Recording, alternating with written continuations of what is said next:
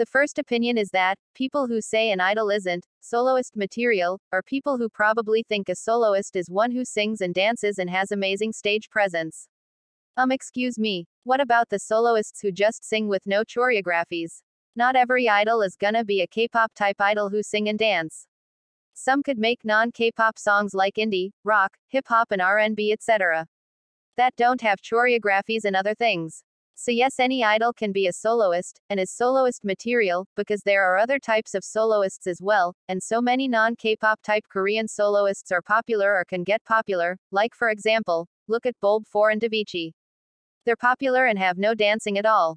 So IDK, what y'all think when y'all say an idol isn't soloist material, because they can be a good soloist, and there's no such thing as soloist material. The next opinion is that, one's debut song Love in Bloom's MV is a perfect example of high quality, but on a budget. You can see the noticeable lesser budget, but you can also see how amazing the MV is, despite having a lower budget. I appreciate FCENM for making this MV look good, despite being on a lesser budget.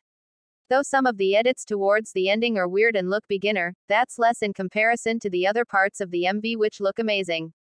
This MV all in all was a job well done, and it felt like a budget used right. The next opinion is that, opinion videos and one-sentence opinion videos are for the most part so boring. Either I've heard the opinion too many times, or the opinion is just not interesting. And this is why I don't watch most K-tubers' K-pop opinion videos for the joy of it. I watch them just to see if there are any overused opinions. The only K-tubers who I actually find joy in watching for their K-pop opinion videos are Everglow Up, Soft Fortang and a few more. That's all. People just seem to have no originality anymore in their opinions. They need to have some interesting opinions, then overused ones like, stop praising your idols for doing the bare minimum, or, Jessie isn't savage, or an opinion about lip syncing etc. I'm getting tired of hearing these and a few more opinions that get overused a lot, and that's why it's hard for me to actually enjoy opinion videos, because nothing feels original anymore. The next opinion is that, why do K-pop shorts videos always put, no hate, after video titles, which is like they have to show proof that they're not hating, just honestly opinionating, and it sucks. I just hate that shorts videos have to no hate, because they know that anything they say will be taken in the wrong sense, and they'll get hate for it. K-pop stans a lot of the times get offended by anything, like come on, it's just an opinion. It's not like they're hating on the group or idol or anything. They're just making a video short, and if that's not okay with you, then I think you should just leave the channel entirely, and never look back. IDK, why y'all have to be so overprotective, and find things that aren't even bad offensive? Why can't y'all just leave the creator alone? They didn't do anything wrong. The only wrong thing about their upload is you getting offended by something that isn't even something to get mad about.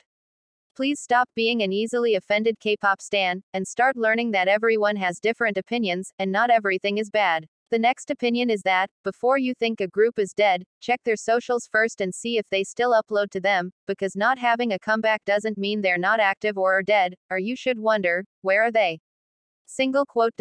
It just means they're not releasing new songs yet. Groups post on socials and also videos on YouTube, which shows that they're indeed doing fine, and nothing is wrong with them.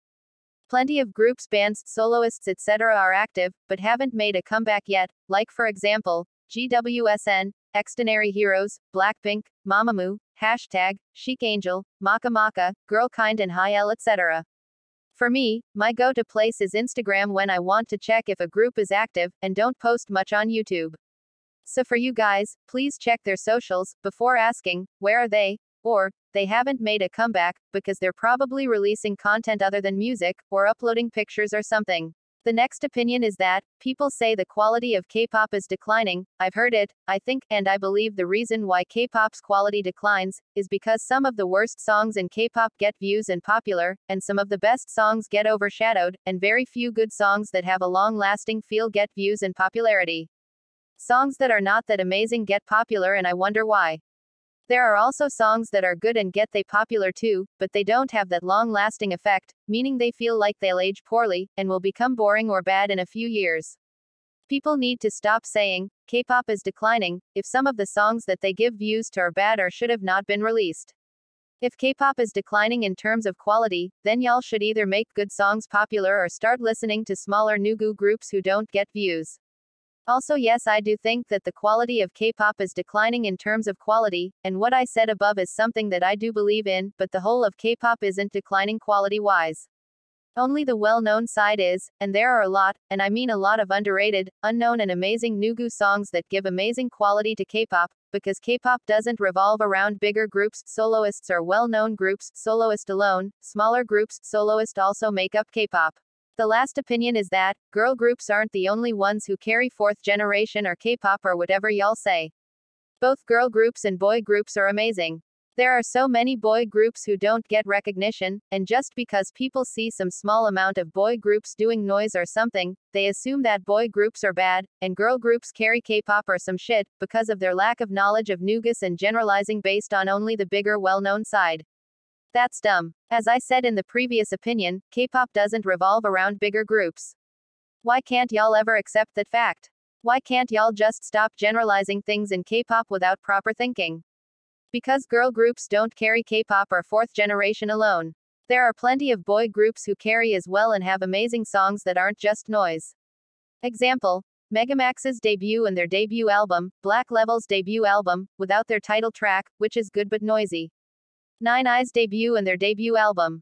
WAO, We Are One's two comeback songs, BZ Boys' discography, Vanner's discography, A Week's discography, UNVS's discography, Elast's discography, Trusty's debut song Tell Me More, On Air's debut song You and I, My Stee's comeback song Dazzle, and more that I cannot think of.